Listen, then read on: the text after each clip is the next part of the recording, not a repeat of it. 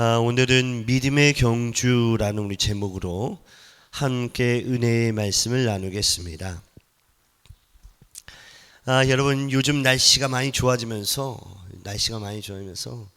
많은 러닝 크루들이 생겼습니다. 이게 무슨 말이냐 이렇게 쳐다보시는데, 달리는 사람들이 많아졌다는 거예요. 그리고 더 나아가서 마라톤 대회가 정말 많아졌습니다. 저는 이번에 좀 깜짝 놀랐습니다. 우리 교회도 이제 젊은 집사님들이 있는데 5월 달에 너무 안 나오시는 거예요. 그래서 뭐 전화로도 해보고 뭐 찾아가 보기도 했는데, 이분들이 하나같이 다 마라톤 대회를 나가더라고요. 그래서 제가 얼마나 마라톤 대회가 많길래 이런가 찾아보니까 정말 많더라고요. 뭐 용인시 마라톤 대회, 뭐 경기도 마라톤 대회, 무슨 대회 마라톤, 뭐 너무너무 많습니다. 어찌됐든 마라톤 대회가 정말 많아졌습니다. 사실 저도 달리기를 좋아합니다. 여러분, 저를 딱 봐도 잘 달릴 것 같이 생기지 않았습니까? 반응이 영 안 좋으시네요. 괜찮습니다. 잘 달려요. 어찌됐든 여러분, 저는 사실 뭐 풀 마라톤은 달린 적은 없지만, 제가 예전에 학교를 다니면서 친구들과 5km 마라톤에 참가한 적이 있습니다. 그런데 저의 기억으로는 이 마라톤이 얼마나 어려운지 아마 제가 전체 참가자들 가운데 하위권을 기록한 걸로 기억합니다. 여러분, 우리가 잘 아시다시피 풀 마라톤은 약 42km를 듭니다. 예를 들면 수지에서 평택까지의 거리라는 것이죠. 그리고 여러분, 이 마라톤을 하다 보면, 마라톤을 뛰는 사람들은 일반적으로 8가지의 의지 단계를 넘어간다고 합니다. 그래서 마라톤을 뛰다 보면 중간중간에 벽을 부딪히는 그런 아픔과 고통을 만나지만, 맨 마지막 단계가 되었을 때는 내가 이것을 해냈구나, 이런 놀라운 흥분과 감격이 생긴다고 합니다. 여러분, 성경시대에 살았던 1세기 헬라 사람들과 그리고 로마 사람들은 운동에 아주 열광했습니다. 그 이유는 먼저 로마 사람들에게 운동이란 오락과 유흥을 주는 즐거움으로 그들이 인식했기 때문에 그렇습니다. 또한 헬라 사람들에게는 운동이 삶에 활력이 주는 것으로 인식되어져 있었습니다. 그러면 오늘 본문에 나오는 사도 바울은 이 운동을 뭐라고 표현하고 있을까요? 사도 바울은 이 운동을 다름질한다라고 표현하고 있습니다. 즉 달리기다라고 표현하고 있다는 것이죠. 우리 한번 이 본문을 찾아보겠습니다. 갈라디아서 2장 2절 하반절 말씀입니다. 같이 읽겠습니다. 시작. 내가 다름질하는 것이나 다름질하는 것이 헛되지 않게 하려 함이라. 아멘. 여러분, 본 말씀을 보시면 바울은 다름질이라고 말씀하고 있는데, 이 다름질이라는 것은 신앙생활에 깊은 관련이 있다고 지금 말씀하고 있습니다. 다시 말씀드리면 신앙생활은 달리기다라고 지금 말하고 있는 거예요. 그리고 이어서 그는 빌립보서 2장 16절에 이렇게 또한 표현하고 있습니다. 같이 읽겠습니다. 시작. 나의 다름질이 헛되지 아니하고 수고도 헛되지 아니하므로 그리스도의 날에 내가 자랑할 것이 있게 하려 함이라. 아멘. 그러면 여러분, 우리가 읽은 오늘 본문이죠, 히브리서 저자는 이 신앙생활을 무엇으로 이야기하고 있을까요? 사도 바울은 지금 다름질이다라고 이야기하고 있는데, 우리가 읽은 히브리서 저자는 신앙생활을 뭐라고 이야기하고 있을까요? 히브리 기자는 신앙생활은 경주하는 것이다, 신앙생활은 다름질하는 것이다 라고 말하고 있습니다. 그래서 우리 한번 히브리서 12장 1절 말씀을 같이 읽겠습니다. 시작. 그러므로 우리에게 구름같이 둘러싼 허다한 증인들이 있으니 모든 무거운 것과 얽매이기 쉬운 죄를 벗어버리고 인내로써 우리 앞에 당한 경주를 하며. 아멘. 여러분, 본 말씀을 보시면 경주라는 말씀이 나오는데, 이 단어를 헬라어로 보면, 원문으로 보면 이것은 아건이라고 읽습니다. 아건이라요. 즉 여기서 아건, 에이건이라는 뜻은 몸부림친다, 힘들어한다, 괴로움을 찾아낸다라는 뜻을 가지고 있습니다. 그래서 마라톤 경주는 관객 입장에서는 어떨까요? 오락이고 즐거움이고 또한 삶의 활력소지만 정작 마라톤을 뛰는 사람들 입장에서 보면 어떨까요? 내가 이렇게 뛰었다가 쓰러지는 게 아닌가, 뭐 이런 생각을 할 수 있다는 거예요. 쉽게 말씀드리면 괴로움과 고통이 동반된다는 것입니다. 여러분, 우리의 인생을 돌아보면 우리가 인생을 살아가면서 마치 마라톤 같은 시간들이 있을 것입니다.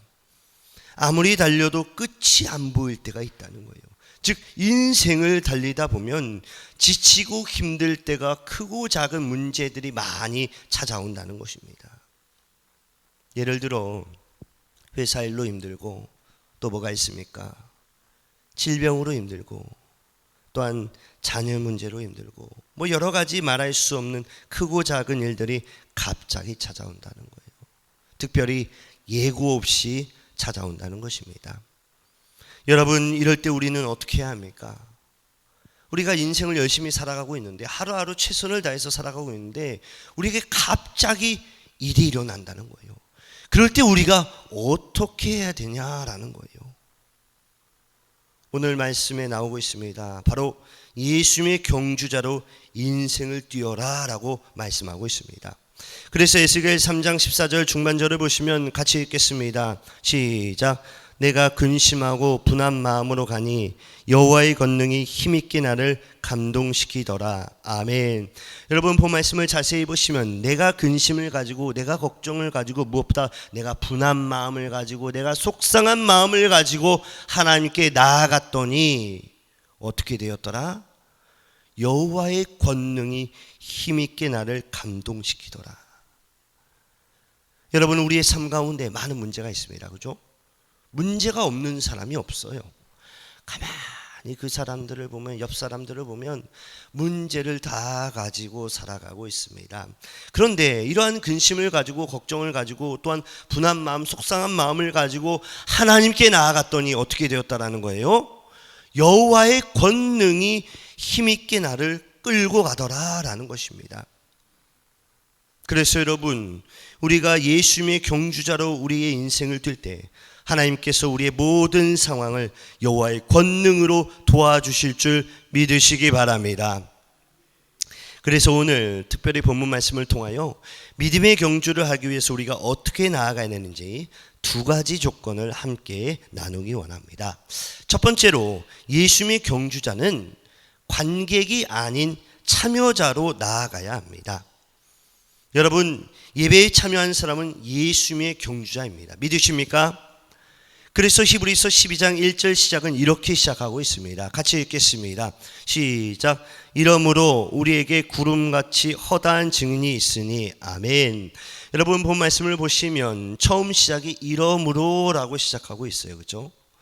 여러분, 이것은 12장 이전에 하나님의 경주를 띄었던 사람들의 이야기를 11장에서 자세히 열거하고 있다는 뜻을 가지고 있습니다. 여러분, 우리가 무슨 글을 읽을 때 이러므로 라는 글이 있으면 이 뒷글보다 뭐예요? 앞에 있는 글을 더 강조하고 있다는 거예요. 그 뜻을 가지고 있다는 것이죠. 이해가십니까? 이게 무슨 말이냐면 11장에 나오는 사람들은 하나님께서 그들의 인생 가운데 피할 길을 주시고 기적을 주시고 무엇보다 놀라운 승리와 기쁨을 주셨다는 거예요. 그 내용이 히브리서 11장 33절 34절에 나와 있습니다. 같이 읽겠습니다. 시작. 그들은 믿음으로 나라들을 이기기도 하며 의를 행하기도 하며 약속을 받기도 하며 사자들의 입을 막기도 하며 불의 세력을 멸하기도 하며 칼날을 피하기도 하며 연약한 가운데서 강하게 되기도 하며 전쟁에 용감하게 되어 이방 사람의 진을 물리치기도 하며. 아멘. 여러분, 지금 우리 읽은 말씀을 다시 한번 보겠습니다. 이 말씀을 자세히 보시면 여러분, 그들은 믿음을 얻으면 어떻게 된다는 거예요? 나라들을 이긴다는 거예요. 그렇죠? 나라를 이길 힘을 주신다는 거예요. 그리고 믿음을 얻으면 어떻습니까? 의를 행하기도 하며, 믿음을 얻으면 어때요? 약속을 받기도 하며 또한 사자들의 입을 막기도 하며 믿음을 얻으면 불의 세력을 멸하기도 하며 믿음을 얻으면 칼날을 피하기도 하며 믿음을 얻으면 연약한 가운데서 강하게 되기도 하며 믿음을 얻으면 전쟁에 용감하게 되어 이방 사람의 전을 물리쳤다고 지금 말씀하고 있습니다. 그래서 여러분, 우리가 방금 읽은 말씀처럼 나의 삶 속에 특별히 나의 믿음이 예수님의 경주에 참여하게 된다면 하나님의 극적인 도움으로 이러한 승리와 이러한 회복과 이러한 피할 길을 주신 줄 믿으시기 바랍니다. 그러면 여러분, 이 경주에 참여한 모든 사람들은 예수님이 똑같은 승리를 주실까요? 우리가 방금 읽은 말씀이 있죠, 그죠? 어떤 말씀입니까? 히브리서 11장 33절에서 34절을 읽었어요. 믿음이 있으면 어떻다는 거예요? 모든 것을 다 할 수 있다는 거예요. 어려운 일, 믿음이 있으면 넘어갈 수 있다고 말합니다. 그런데 여러분, 이런 믿음의 경주를 참여한 사람들이 오늘 말씀에 나오는 것처럼 모든 승리를 거둘 수 있냐라는 거예요. 쉽게 말씀드리면 우리가 예수님의 길을 걸으면서 나의 모든 삶이 승리의 삶으로 다 바뀌냐라는 것입니다. 여러분, 현실은 그렇지 않습니다. 그렇죠? 사실은 그렇지 않아요. 여러분, 성경을 자세히 보시면 그들은 극적인 순간에 또는 도움이 절대적으로 필요한 순간에 하나님이 나타나서 우리를 도와주시고 우리에게 축복을 주신다고 하지만 때로는 우리에게 도움을 주지 않는 순간도 있다고 기록하고 있습니다. 다시 말씀드리면 하나님이 끝까지 나타나지 않아 좌절하고 시련을 당하고 심지어는 칼에 죽임을 당하는 사람이 있다고 성경은 말씀하고 있습니다. 그 내용이 히브리서 11장 36절 37절에 나와 있습니다. 같이 읽겠습니다. 시작. 어떤 이들은 조롱과 채찍질 뿐 아니라 결박과 옥회가 치는 시련도 받았으며 돌로 치는 것과 톱을 켜는 것과 시험과 칼로 죽임을 당하고 양과 염소의 가죽을 입고 유리하며 궁핍과 환난과 학대를 받았으니 아멘. 여러분, 본 말씀을 보시면 이들은 하나님의 약속을 경험하지 못하고 칼로 죽임을 당했다고 나오고 있습니다. 여러분, 혹시 누군가와 아주 진지한 약속을 했는데 상대방이 약속을 지키지 않아서 내 마음에 실망을 경험한 적이 있으십니까? 아니면 어떤 사람이 나에게 약속을 했는데 그 약속이 만약에 지켜지지 않으면 우리는 어떠한 마음을 가질까요? 예를 듭니다. 제가 어떤 친구와 중요한 약속을 했어요. 근데 그 약속을 그 친구가 일방적으로 지키지 않았습니다. 그러면 여러분, 우리의 마음에 어떤 마음이 들까요? 실망감이 오죠. 그죠? 큰 실망감이 옵니다. 그러면서 이런 마음도 들 거예요. 아, 내가 속았구나. 믿은 게 잘못이었구나. 이런 마음이 든다는 것입니다. 여러분, 성경을 보시면 하나님께서 예레미야를 선지자로 부르는 내용이 나와 있습니다. 예레미야 1장 5절 말씀입니다. 우리 같이 읽겠습니다. 시작. 내가 너를 모태에 짓기 전에 너를 알았고 내가 배에서 나오기 전에 너를 성별하였고 너를 여러 나라의 선지자로 세웠노라 하시기로. 아멘. 여러분, 본 말씀을 보시면 하나님이 예레미야에게 내가 너를 선지자로 세워 너를 사용하겠다라고 말씀하고 계십니다.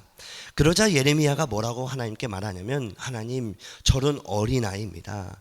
저는 어린아이이기 때문에 말하지 못합니다. 말을 잘하지 못합니다. 이렇게 대답을 해요. 그러자 하나님께서 예레미야에게 뭐라고 말씀하시냐면, 염려하지 마라. 내가 너와 함께하고 너를 도와주리라. 이렇게 약속하십니다. 그리고 예레미야는 하나님의 말씀을 굳게 믿고 나는 능력이 없고 말도 못하지만 하나님이 도와주신 능력을 믿고 헌신하며 나아가겠습니다 하면서 기도로 나아갑니다. 그런데 여러분, 예레미야가 어려움을 당하고 그리고 힘든 상황이 되었을 때 하나님께서 나타나서 도와주실 줄 알았지만 하나님이 극적인 순간에 나타나지 않았습니다. 즉, 하나님은 약속을 지키지 않았다는 거예요.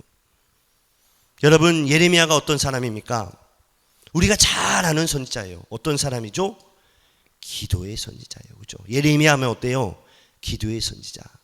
정말 많은 기도를 했어요. 눈물로 기도를 한 선지자입니다. 그러나 여러분, 예레미야가 그렇게 많은 눈물을 쏟았지만 하나님이 매번 도와주신 게 아니라 하나님이 오늘 말씀도 나오죠. 극적인 순간에 도와주지 않았다는 거예요. 약속을 지키지 않았다는 것입니다. 이에 대한 예레미야의 고백이 있습니다. 우리말 성경 예레미야 20장 7절 말씀입니다. 같이 읽겠습니다. 시작. 여호와여, 주께서 저를 속이셨고 제가 속았습니다. 아멘.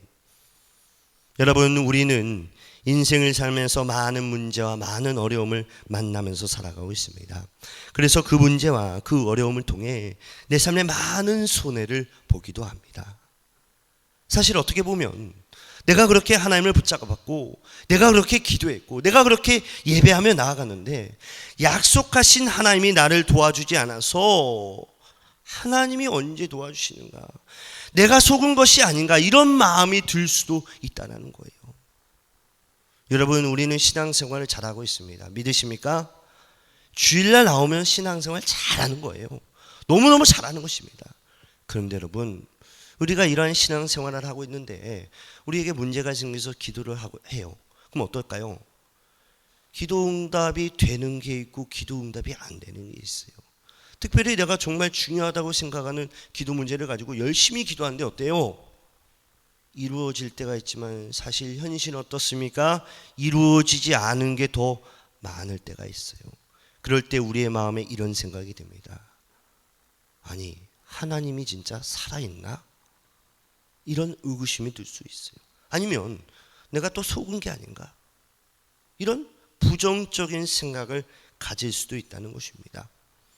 여러분, 오늘 말씀에도 이들은 증거를 받았지만, 즉 확실한 증거를 받았지만 약속을 받지 못하고 죽었습니다. 우리 한번 이 본문도 찾아보겠습니다. 히브리서 11장 39절 말씀입니다. 같이 읽겠습니다. 시작. 이 사람들은 다 믿음으로 말미암아 증거를 받았으나 약속된 것을 받지 못하였으니. 아멘. 이 사람들은 다 믿음으로 말미암아 증거를 받았으나, 믿음이 있기 때문에 하나님이 주신 거예요. 그러나 어떻다는 거예요? 약속된 것을 받지 못했다는 것이죠. 여러분, 우리가 기도하면 하나님이 확실하게 응답을 주십니다. 믿으십니까? 응답하면, 기도하면 응답하셔요. 그런데 뭐예요? 못 받을 때도 있다는 것이죠. 여러분, 우리가 기도했을 때 못 받으면 어떻습니까? 아까 전에도 말씀드렸죠. 실망감이 큽니다. 먼저. 그리고 어때요? 호탈감도 크죠. 그리고 무엇보다 하나님이라는 존재에 대해서 내가 좀 잘못 믿고 있는 것이 아닌가? 이런 신앙에 대해 흔들리는 그런 방황을 할 때도 있다는 것입니다. 여러분, 만약에 우리가 하나님께 속았다면, 우리가 열심히 기도했는데 응답이 안 돼서 불신자로 돌아가서 하나님께 속았다, 이렇게 한다면 히브리서 11장에 있는 많은 선지자들은 예수님 안에 있는 우리들에게 신앙의 경주를 뛰지 말라고 이야기합니다. 이게 무슨 말이냐면, 우리가 기도 응답이 없으면 굳이 성경에서 기도해라, 열심히 기도해라, 이렇게 말할 필요가 없다는 거예요. 그런데 지금 그들이 뭐라고 말하고 있습니까? 히브리서 12장 1절 말씀이죠. 같이 읽겠습니다. 시작. 이러므로 우리에게 구름같이 둘러싼 허다한 증인들이 있으니 모든 무거운 것과 얽매이기 쉬운 죄를 벗어버리고 인내로써 우리 앞에 당한 경주를 하며. 아멘. 여러분, 본 말씀을 보시면 ESV 영어 성경을 보시면 특별히 빨간색 부분이죠. 이 부분이 뭐라고 나오고 있습니까? 우리 앞에 당한 경주를 하며 라고 말씀하고 있습니다. 믿음의 선지들이 지금 이렇게 말하고 있는 거예요. 우리 앞에 당한 경주를 하며. 근데 영어 성경을 보면 조금 다르게 해석되어 있습니다. 뭐라고 해석되어 있으면 우리가 경주에 힘씁시다 라고 나와 있습니다. 즉 하나님 앞에 실망하고 하나님 앞에 어려움을 당한 사람들이 경주에 힘을 씁시다 라고 역설적인 이야기를 하고 있다는 것이죠. 여러분, 오늘 말씀에 경주에 참여한 숫자가 나오고 있습니다. 그 숫자는 바로 1절에 나와 있어요. 1절을 보시면 구름같이 허다한 증인들이라는 단어가 있습니다. 구름같이 허다한 증인들. 여러분, 이 구름이라는 단어를 원문으로 보시면 두 가지 단어의 뜻을 가지고 있습니다. 첫 번째는 네필레라는 단어예요. 여러분, 이 단어는 간간히 하늘에 떠 있는 구름을 말합니다. 우리말로 하면 새털 구름이라고 말할 수 있죠. 즉 구름이 잔잔하게, 그죠? 잔잔하게 넓게 퍼져 있는 것입니다. 또 다른 단어는 네포스라는 단어예요. 이것은 하늘을 완전히 뒤덮은 그런 구름을 말하고 있습니다. 예를 들면 이런 것이죠. 우리가 비행기를 타고 높이 올라가서 창문을 내려다보면 어때요? 구름이 가득 차 있습니다. 그죠? 비행기를 안 타보셨나요? 다 타보셨죠? 저보다 많이 타보셨죠? 비행기를 타고 올라가서 창문을 보면 어때요? 구름이 빽빽하게 가득 있습니다. 이것이 뭐예요? 바로 구름이 허다한 증인들이라는 뜻이에요. 너무나 많은 증인의 숫자가 바로 구약시대의 신앙의 선배들이라는 것입니다. 그래서 이들이 우리에게 경주를 포기하지 말고 또한 예수님의 경주에 객관화되지 말고 열심히 있으라고 지금 우리에게 말하고 있다는 것입니다. 그러나 여러분, 우리의 삶을 돌아보면 어떻습니까? 말씀에서 아무리 믿음을 말하지만 우리의 삶을 돌아보면 어때요? 우리가 하나님의 약속을 받지 못해서 내가 속은 게 아닌가, 이런 깊은 회의감과 의심이 들 수 있다는 것입니다. 예를 들어 나는 열심히 신앙생활을 하면서 열심히 달려왔는데 정작 내가 받은 것이 별로 없다고 생각될 때가 있다는 것입니다. 그러나 여러분, 인생의 경주를 다 마치고 하나님 앞에 가보면 내가 생각한 것보다, 내가 기대한 것보다 훨씬 더 좋은 것을 우리 하나님이 주신다는 것을 믿으시기 바랍니다. 그래서 히브리서 11장 40절 말씀을 보시면 같이 읽겠습니다. 시작. 이는 하나님이 우리를 위하여 더 좋은 것을 예비하셨은즉. 아멘. 사랑하는 성도 여러분, 그렇습니다. 우리가 방금 읽은 말씀처럼 우리가 하나님께 나아간다면, 우리가 인생의 길을 예수님과 함께 열심히 달려간다면 하나님께서 우리의 삶 가운데 더 좋은 것으로 예비해 주시고 더 좋은 것으로 채워주시는 줄 믿으시기 바랍니다. 예수님의 경주의 두 번째 조건은 신앙의 경주를 완주하신 예수님을 바라보자입니다. 우리가 신앙생활을 하는 가운데, 열심히 달려가는 가운데 예수님을 바라보고 달려가야 합니다.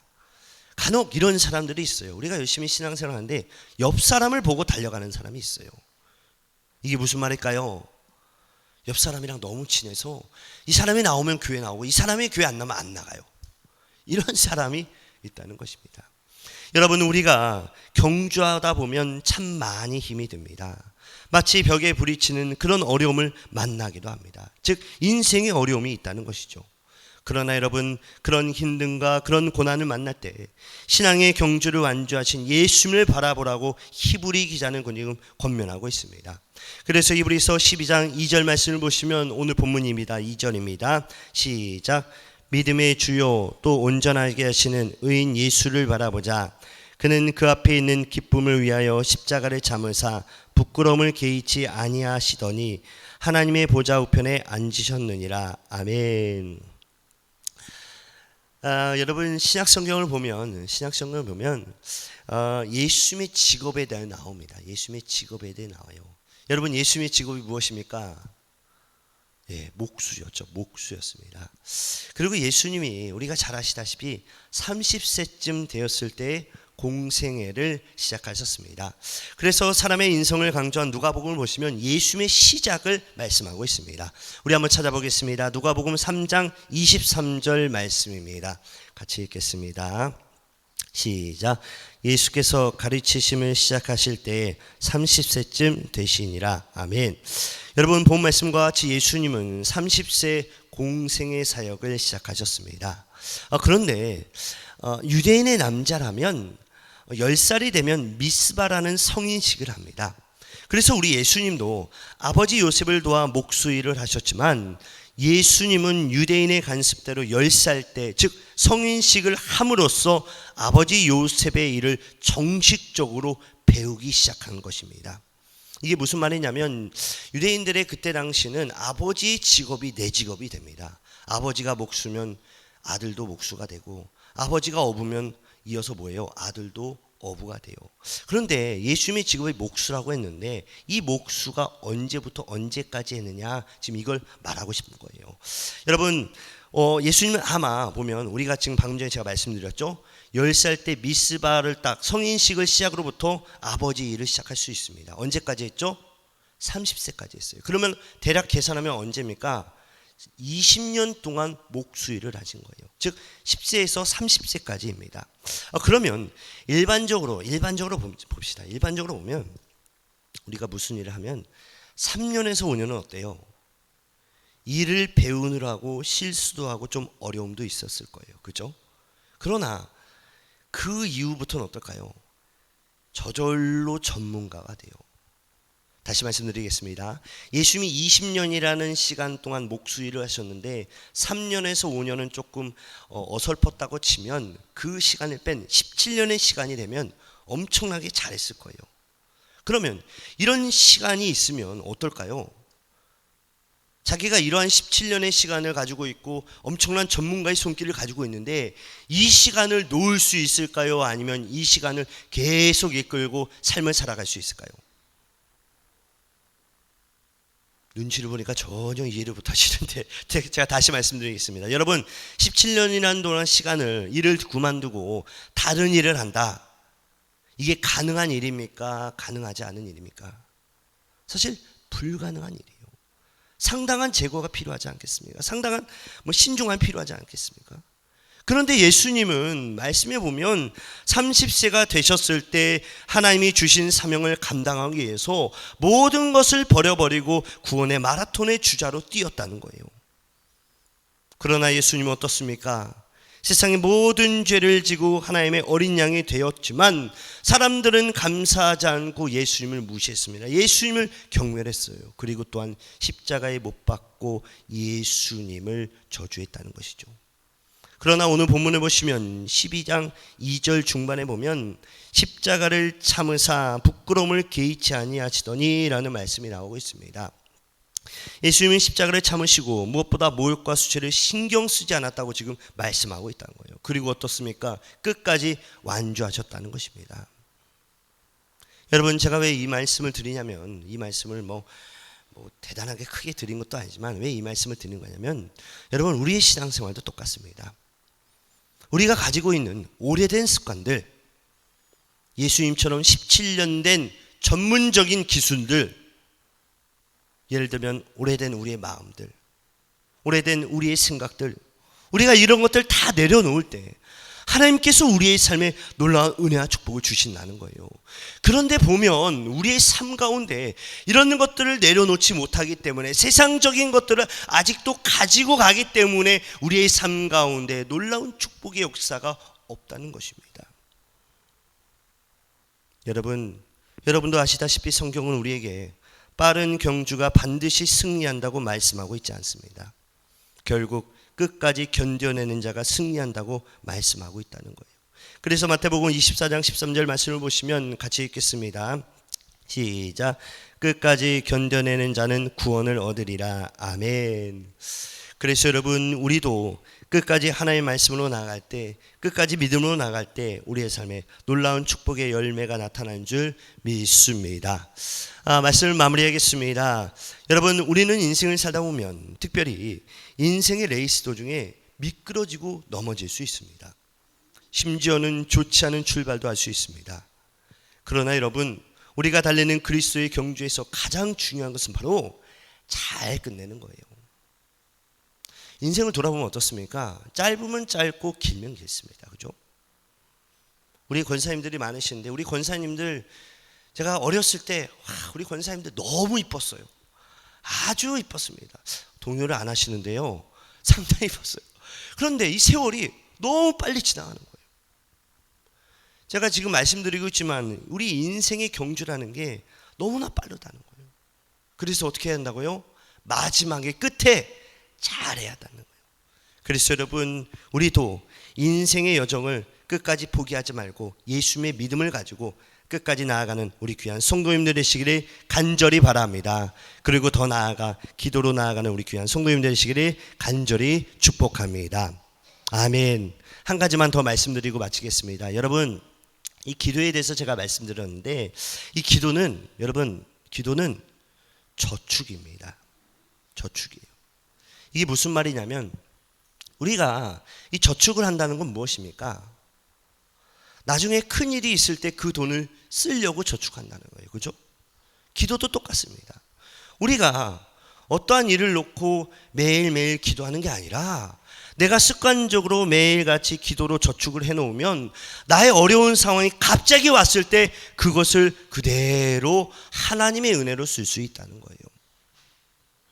여러분 우리가 저축하지 않으면 어때요? 저축하지 않으면 큰일이 있을 때 어때요? 더 큰 일이 일어나요. 더 큰 일이 일어나요. 이와 같이 우리가 기도를 저축으로 생각하고 매일같이 하나님께 나와 기도로 차곡차곡 쌓는다면 우리의 삶 가운데 하나님께서 놀랍게 역사하는 줄 믿으시기 바랍니다. 여러분 또 이럴 수도 있습니다. 저축을 차곡차곡 해요. 근데 나의 인생에 뭐 여러 어려움이 없어요. 하나님이 늘 축복해 주셔서 평탄하게 흘러갑니다. 근데 저축은 하고 있어요. 기도로. 그럼 어떨까요? 이 저축이 어때요? 나중에 우리 자녀에게도 줄 수 있다는 것입니다. 여러분 이게 무슨 말이냐면 우리가 기도하면 이 기도가 차곡차곡 다 쌓여서 반드시 우리의 자녀가 열매를 맺는다는 거예요. 축복의 열매를 맺는다는 거예요. 그래서 여러분 우리가 어떻게 합니까? 날마다 기도로 나아가야 한다는 것입니다. 여러분 저는 간절히 바라옵기를 우리 모든 성도님들이 날마다 기도로 제단을 쌓으시기를 간절히 축원합니다. 돌아오는 한 주도 하나님의 능력 가운데 날마다 승리하는 우리 귀한 성도님들 되시기를 간절히 축복합니다. 아멘.